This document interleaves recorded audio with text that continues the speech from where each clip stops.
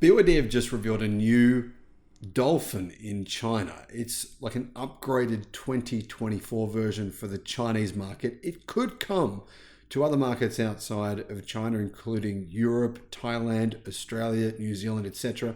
I'm not sure, but one interesting thing is the range. They revealed the range and the battery pack size, and something kind of strange is going on here. Well, anyway, I'm going to tell you what I think, and then let me know in the comments what you think is going on, because I'm a little bit confused. Hello, my friends. Welcome to the channel. I'm Sam Evans. You're watching the Electric Viking. Great to see you. Just want to point out here that I've been reporting on BYD for longer than I believe any other YouTube channel. So before people in Australia had ever heard of BYD, I'd already probably made 10, 20, 30 videos about this company who make fantastic EVs. I'm a big fan of the BYD Dolphin. I don't like the standard range model, the cheapest model. I think the best value Dolphin is the mid-range spec in most markets worldwide. And I also think the best version of the Dolphin is the version with what you can get in China now. You couldn't previously get it in China before. It's the BYD Dolphin with the 60.5 kilowatt hour lithium iron phosphate blade battery.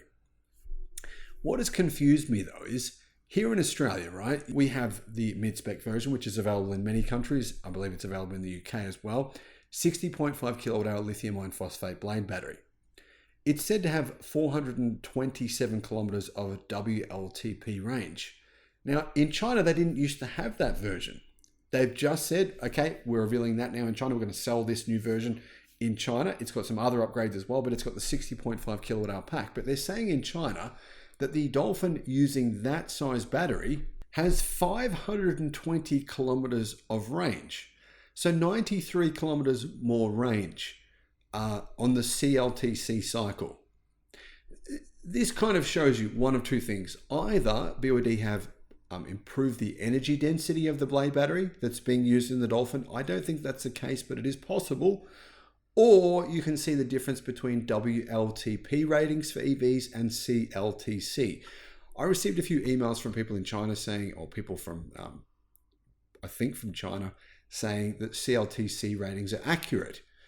I don't think that's true. I mean, if the difference is 93 kilometers for the same car, then you would think maybe it's not accurate. But anyway, the new version of the Dolphin is called the Champion Edition, and the vehicle is actually designed by ex-Audi designer Wolfgang Egger. In terms of size, it's very slightly smaller than the European, Australian, international version of the car, which is about 10 centimeters longer.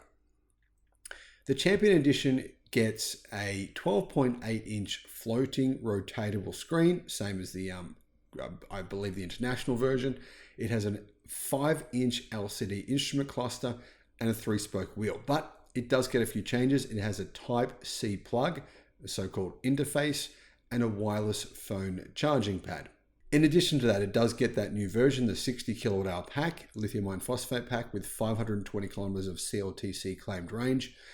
And that's a big difference because the previous version was said to have 401 to 420 kilometers of range, which makes it look like, considering the base model hasn't had any changes, the base model still uses the same size battery pack, it makes it look like maybe the actual range has increased, because you've gone from 400 kilometers to 420 kilometers, so about a 5% range improvement on the base model version of the car, which is actually very, very well priced. It only costs around $14,000.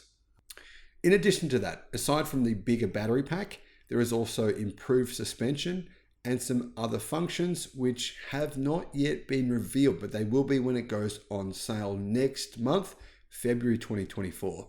Will these changes come to international versions of the Dolphin? I would say eventually, probably within, maybe by the middle of the year, because they have to be make these changes on the right-hand drive production line, which is in China as well. Now, of course, right-hand drive production versions of this vehicle don't go to European car markets. They have left-hand drive, so they go straight from the Chinese BYD Dolphin factory.